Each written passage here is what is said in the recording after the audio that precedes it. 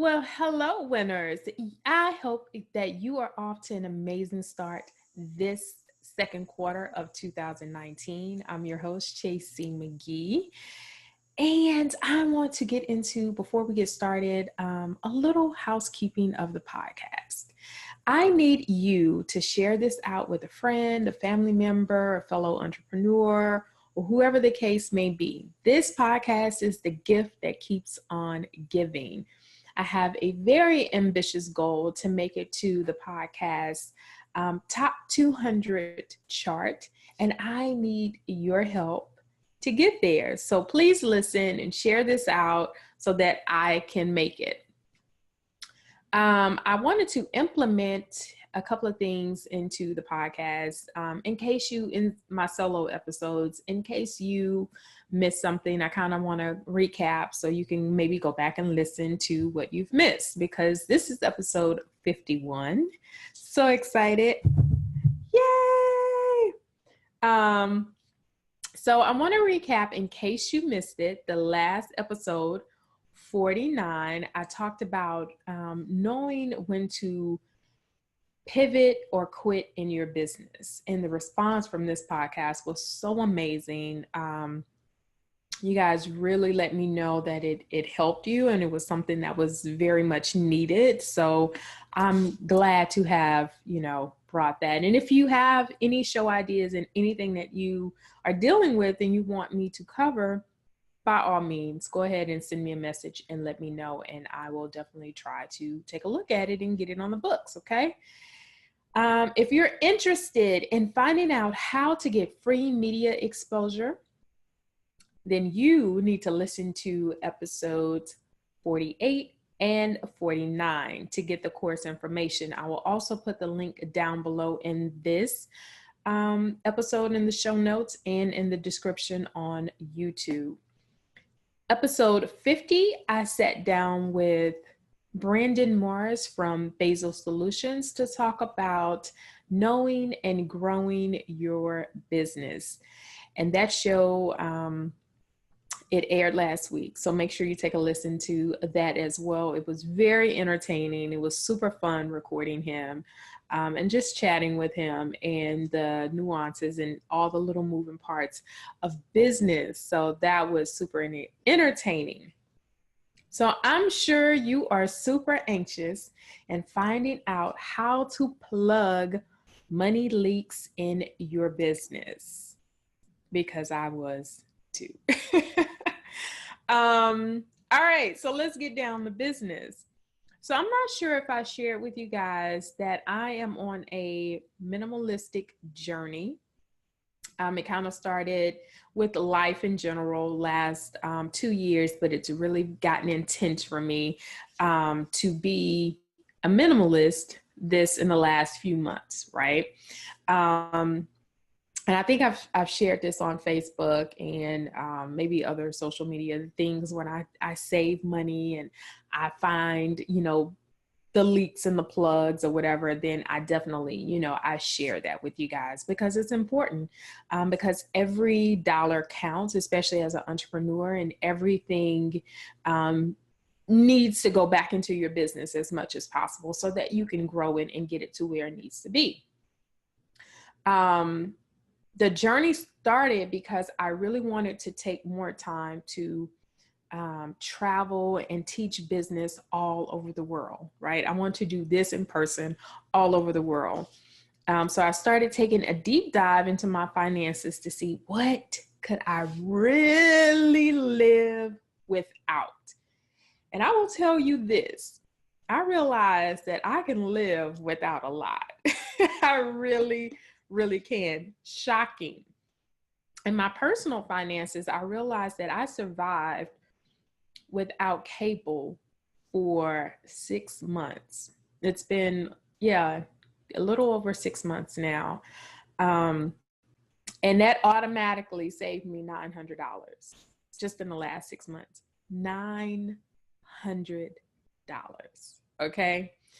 So let's just start right there. Let's unpack that. Okay. So that was even more money that I could put back into my business marketing material and for ads and things like that, because it is important and imperative to me to really start pushing the brand, right? Pushing the podcast so that you guys can know and see it everywhere and recognize the logo and the brand, right? Another thing I did was I researched like electric companies and utilities that would actually give you rewards for paying on time or staying within a certain usage. And that also saved me tons of money. Okay. And just doing that alone, you know, the rebates, I'm a rebate queen. I love coupon. I'm not a couponer, but I will go in the store, especially my stores are like, you know, Walgreens or CVS, and I'll go to the little machine and whatever coupons they have for the day, because I'm a frequent buyer, so they know what I'm going to buy. So 9 times out of 10, I get some great coupons, and even I've gotten money back this last go round. So that helps. Okay. This minimalistic lifestyle is, it's awesome. I'm telling you, it's awesome. I know I said I'm going to cover business, but I wanted you to just really know that it starts with your personal finances first. And I talk about that a lot. And I'm, you know, obsessed with saving money, but it started, I had to get my personal finances in order to, you know, get where I needed to be in business so that I can have that residual, you know, flow coming in and make sure that everything on the business side was covered, right? So steps to take, I have about 5. I may add, you know, as I go and I think of something else, I'll add on. But I have 5 steps that you can take to start looking at your finances in your business, even in your home, right? Even your personal finances, but more so for your business, to find out how to plug these money leaks. Because if you are wondering sometimes, where is this money going? I know I'm making it, but I'm not seeing it. Where is it going? And it's going somewhere, but you are not deep diving and really looking at our finances, because sometimes if we're not, those numbers are intimidating, they're scary, we don't want to deal with them, we're just like, whatever, right? But no, we are going to be better stewards over our finances. And it starts here. So start by printing out your bank statement. Take a close look at the things that you are really using and that's really coming out. Okay, so we understand our, you know, expenses for our bills or whatnot. Totally understandable. But what are some things that you could really do without? So I traded my cable into Stream, right? Hulu was on special for 99 cents back in November or something like that of 2018. And I was like, sign me up, right? So that was one. My TV actually is a 4K TV, so it comes with free stuff, right? It comes with the free channels and the, you know, free TV. So I watch that. I also have the Roku stick, and that came as a package with my cell phone, and that was really inexpensive. I think altogether I maybe pay for it's under $100, I can tell you that. So really taking a look at what can you do without, you know, if you're watching TV, how often are you watching TV? And if you are watching TV, how much time are you really delegating to your business, right? How much time are you really putting into your business? We will have a time management person on the show, I promise, in the next few months or so. I am in the process of setting up an interview with her. She's an awesome person. And we're definitely going to deep dive into time management, because I feel that that is huge in entrepreneurship. Okay, I digress. So finding things that you could really live without. Like, can you really live without cable? And then are there other ways? Maybe you can get a Fire Stick. Maybe you can stream. Maybe you can, Hulu or Netflix or something would be cheaper than the actual cable, right? So I'm pretty sure if you did a cost analysis, or if you really took some time to just look around, that you would be able to find some things that you could really do without. As far as if you have business expenses like in your company, sometimes I know you can negotiate really good rates for your business. So if you have phone or cable or whatever, and if you have like a business bundle, sometimes those things, bundling them will be better than just getting individual packages, right? So that's something to definitely look into as well. And then at the end of the day, you have to realize, like, how much is this really adding to my bottom line, right? How much is this helping? Is this helping, or is it taken away? Is this an expense that's not really, like, if you have internet, is that internet, are you reaching out using the internet to bring more customers in? Right? Is that happening? Because if that's not the case, then you could go sit at Starbucks and use their internet for free. I'm just saying, right? Then why not? When it comes to things like that. So you really, really have to think, how am I utilizing this, and am I getting the most bang for my buck? And how much time and how much money is it saving me, or is it costing me? Like, really do those things, and look at those. Now, one of the things that saved me, my business expenses, and I don't have a lot of overhead, but one of the things that when I literally took a look into my business expenses, one of the things that I was like, I had was subscriptions. And it was weird. Like, the subscriptions, I was like, what am I really using these subscriptions for? Right. I had a few. I don't want to plug a lot of people in in this podcast, but there were a couple of subscriptions that I knew I needed, maybe for short term, because I needed to get some material. But that was pretty much it. But the subscriptions, I was like, do I really, really, really need this? Literally in one day, I just started going through, and I was like, how often am I really, utilizing this? And is this really saving me time? Is it saving me money? And if the answer was no, it was a quick cancel. And I ended up cutting my business expenses down by $231.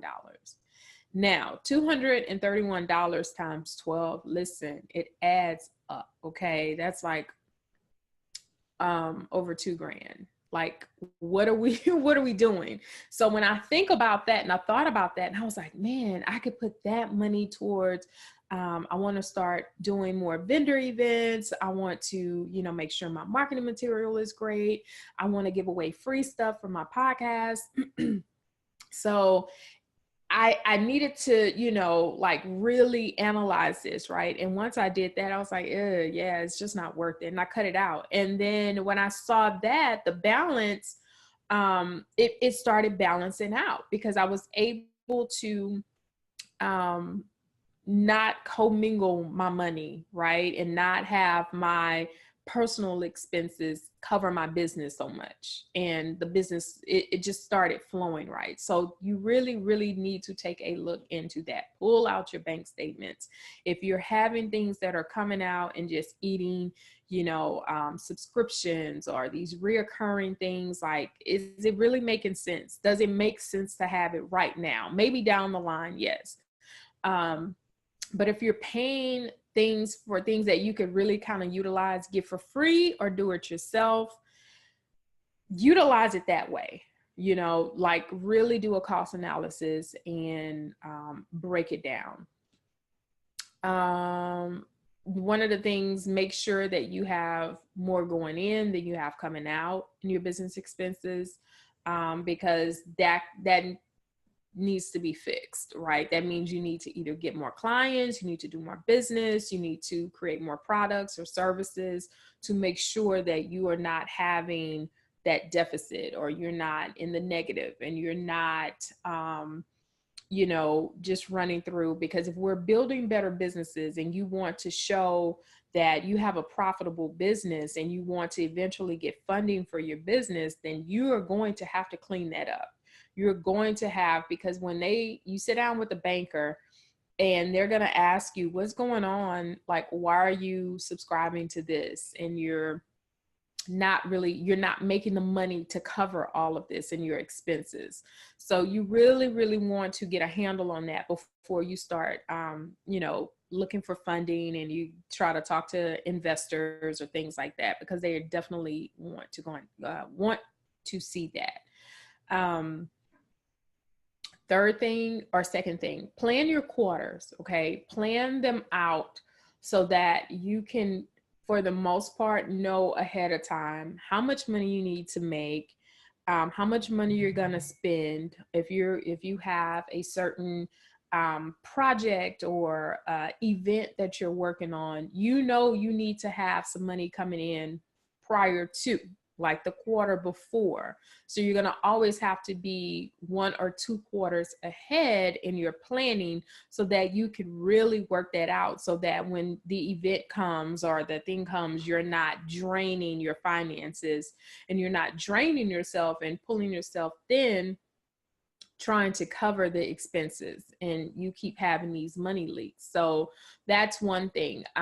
Strategically planning your events and the things that you have going on. So strategically writing those quarters out, like how much do you want to make per quarter, then break that down by the month, and then, start plugging in things to do with your products and your services. How are you going to make that happen?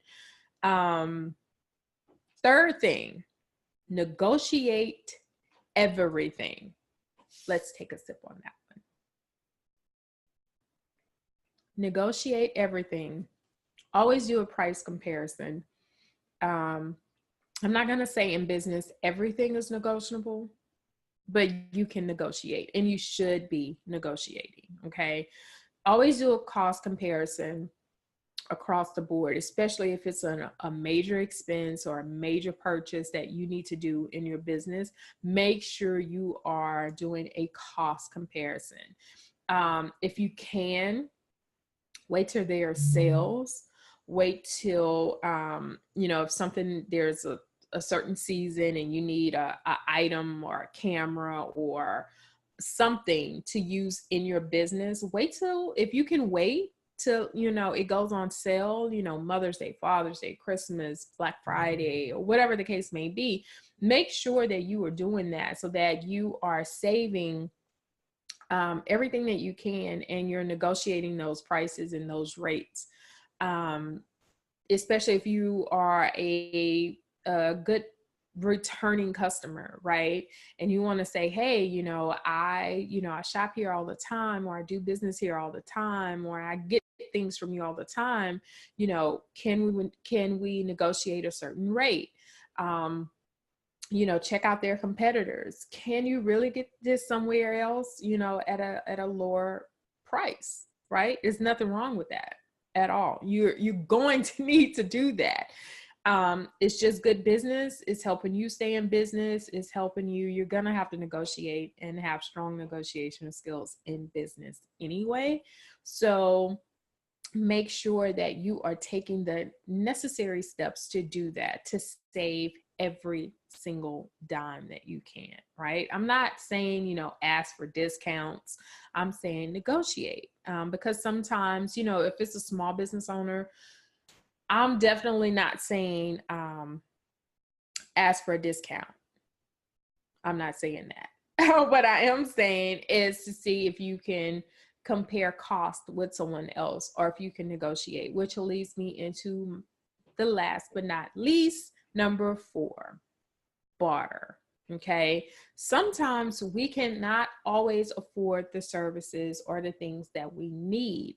Um, I know recently there was this guy that reached out to me because he needed some um, work done, some marketing work done for a project a project he's working on, and I have gotten to the point to where I do not do free consultations anymore because I give a lot and I give too much.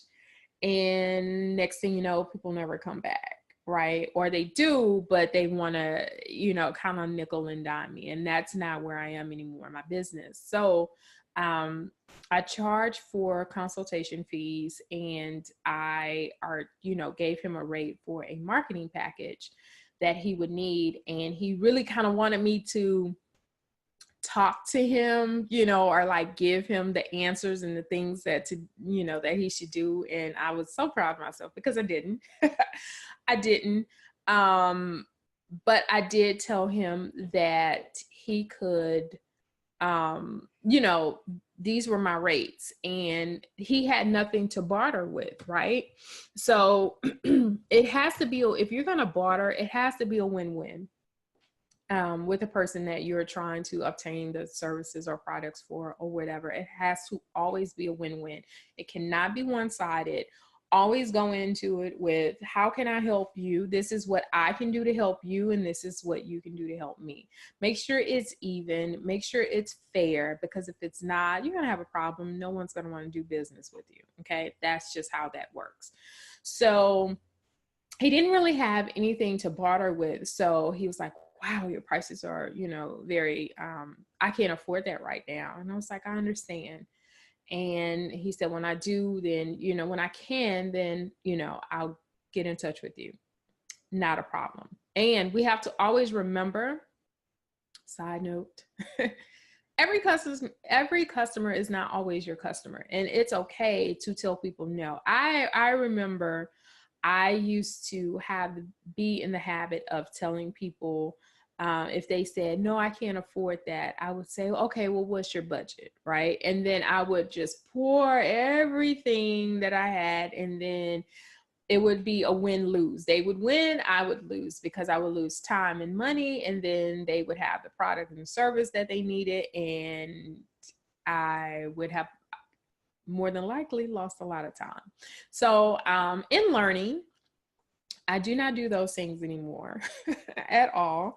And it's okay, because the clients that I do want to work with, and they can afford it, and they know my work, and they know what I can do, and they're ready to go.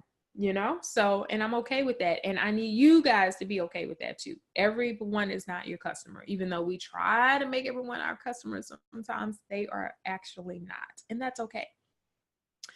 So to recap that, plugging money leaks in your business. Print out your statements. Find out what you can absolutely live without. Make sure that you're always having, more money going in or coming in than you have going out. Plan your quarters. Make sure that you are strategically planning to keep the money cycling in your business so that you don't have money leaks, and that you are properly planning so that you're not overextending your finances and putting more in one area than it needs to be. 3, negotiate everything. Do a cost comparison. Check for sales. Check for anything that you could possibly do to save more money. 4, barter if you can. Okay. Barter for the products or the services that you need. Make sure that it's a win-win situation so that everyone wins, because that's what we want to happen. So I hope this helps with how to plug money leaks in your business. If you like what you heard, please rate and subscribe the podcast to get more of our weekly doses of ways to win in business. I can be reached at info@thewinningbrand.com. If you have any questions, comments, or suggestions for the show, please let me know and I will get back to you. Remember this thought: I failed my way to success. Until next time, bye.